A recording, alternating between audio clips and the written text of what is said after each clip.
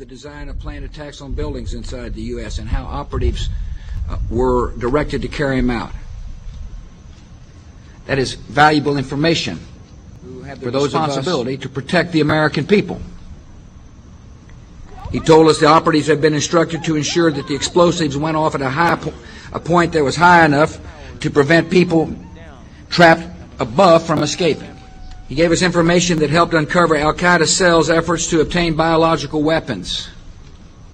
This is Building 7, a 47-story skyscraper that fell on the afternoon of September 11th. The government says that fire brought it down. However, 1,500 architects and engineers concluded it was a controlled demolition. Over 6,000 of my fellow service members have given their lives. And thousands of my fellow first responders are dying. I'm not a conspiracy theorist. I'm a structural engineer. I'm a New York City correction officer. I'm an Air Force pilot. I'm a father who lost his son. We're Americans, and we deserve... I lost my husband. My son. My uncle. My nephew. September 11th, 2001. Most people don't know a third tower fell that day. The government says fire brought it down. The collapse of World Trade Center 7 was primarily due to fires. I, along with 1,400 other architects and engineers, have found the government's conclusion to be physically impossible. Impossible. We need the truth about what happened that day. Go to rememberbuilding7.org. Why it fell, why it matters, and what you can do.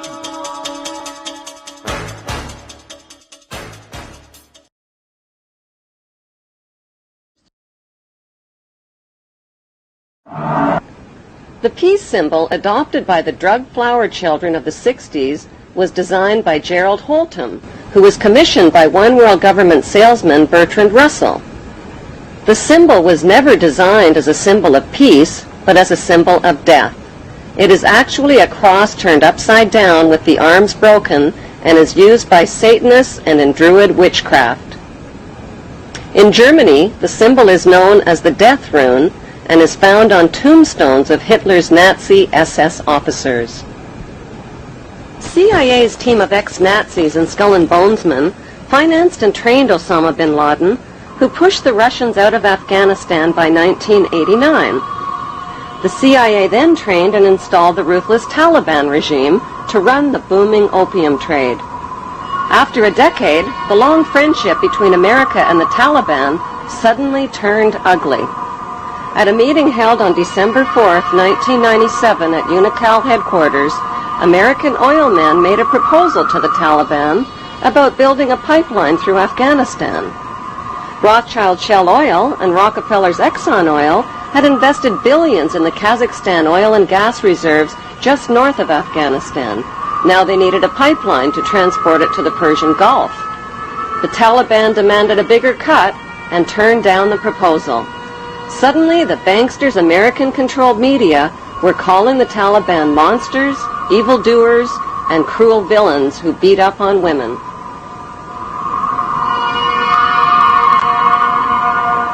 On July 4th, 1999, President Clinton froze the Taliban's U.S. assets and bank accounts and imposed trade sanctions on Afghanistan. By February 2001, the Taliban destroyed most of Afghanistan's opium crops.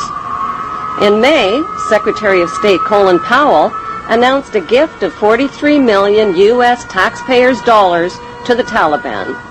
He called it a reward to the Taliban for destroying the opium crops, but members of the new George W. Bush White House knew the Taliban would use the 43 million for more sinister purposes.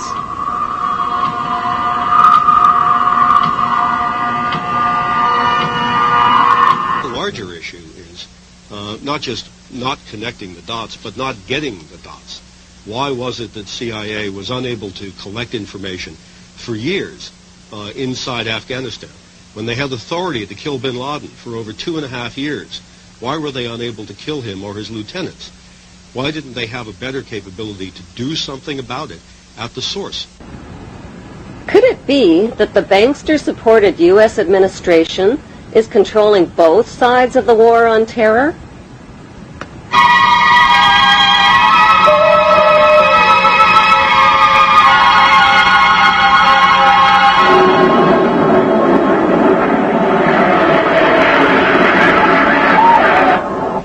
Before the first plane ever even hit the first tower on 911, A massive U.S., British, and NATO troop buildup was already organized and positioned for an attack on Israel's enemies, opium-rich Afghanistan and oil-rich Iraq. And there's an old poster out west, as I recall, that said, "Wanted, dead or alive."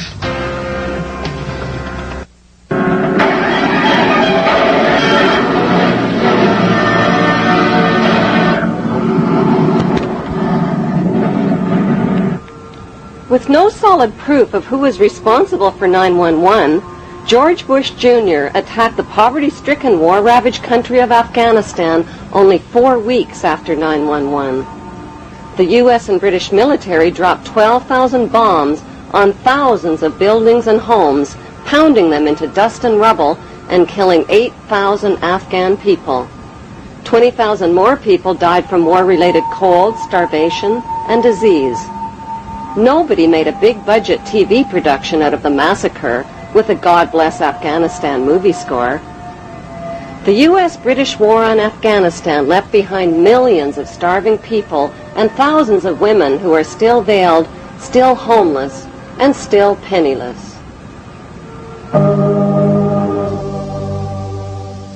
Afghanistan is the world's largest producer of opium and now the world's largest producer of heroin.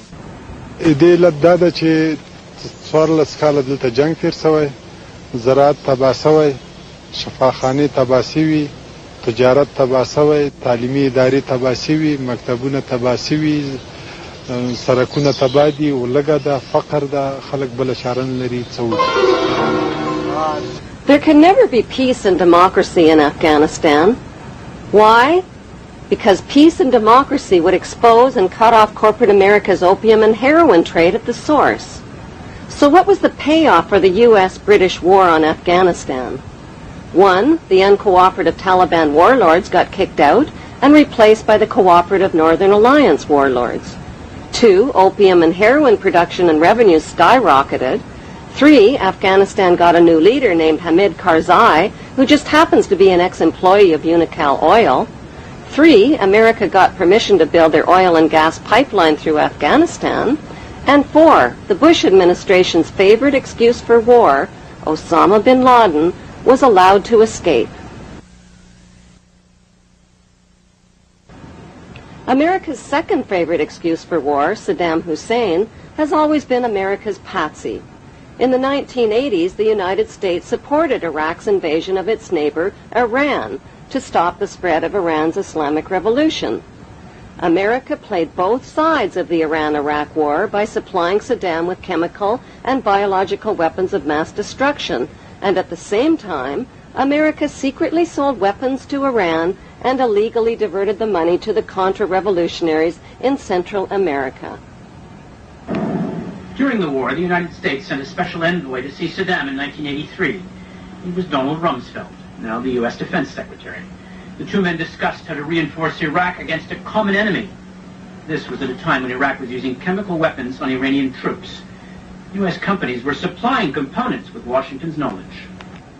By 1990, President George Bush Sr. tricked Iraq into another war with another oil-rich neighbor, Kuwait. How? By supplying Kuwait with horizontal drills that could reach beneath the border of Iraq and siphon oil from Iraq's oil fields.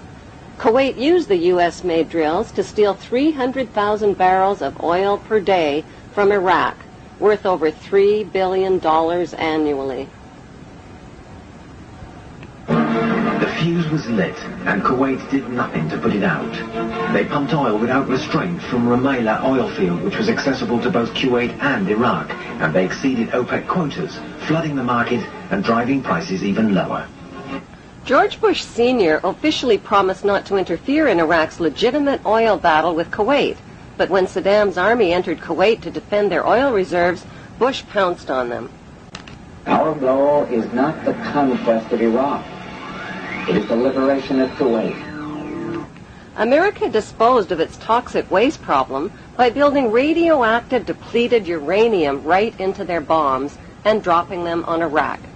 Bush Sr. not only devastated and poisoned Iraq's water systems and infrastructure, he weakened the economies of both Kuwait and Iraq, collected giant profits from rationed Iraqi food for oil programs, and landed massive rebuilding contracts in Kuwait. Bush Sr. followed up the Gulf War with 10 long years of deadly trade sanctions that killed another 1.5 million Iraqi people, including 600,000 children who were cut off from medical supplies. In a bookstore in the United States today, you can find 50 books celebrating different aspects of the war and how grand it all was. And you only find one that points out that this was a war crime, that demonstrates the evidence that shows that we deliberately targeted civilians and killed more than 250,000 people in Iraq. You'll be fighting not to conquer anybody, but to liberate people. In March 2003, President George Bush Jr. launched the second Gulf War.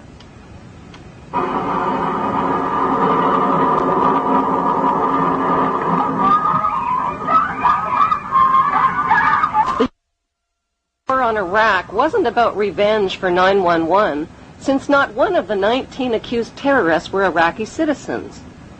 It wasn't about weapons of mass destruction, which inspectors hadn't found. It wasn't even about Saddam Hussein, who had been financed into power by the U.S. in the first place and who got his chemical and biological weapons from American companies. No, the U.S. wars against Iraq and against Afghanistan were about mass murder and piracy. They were about big weapons sales, big oil, big pipelines, big drugs, and big rebuilding contracts. They were about colonizing the Middle East and moving 2 giant steps closer to world domination.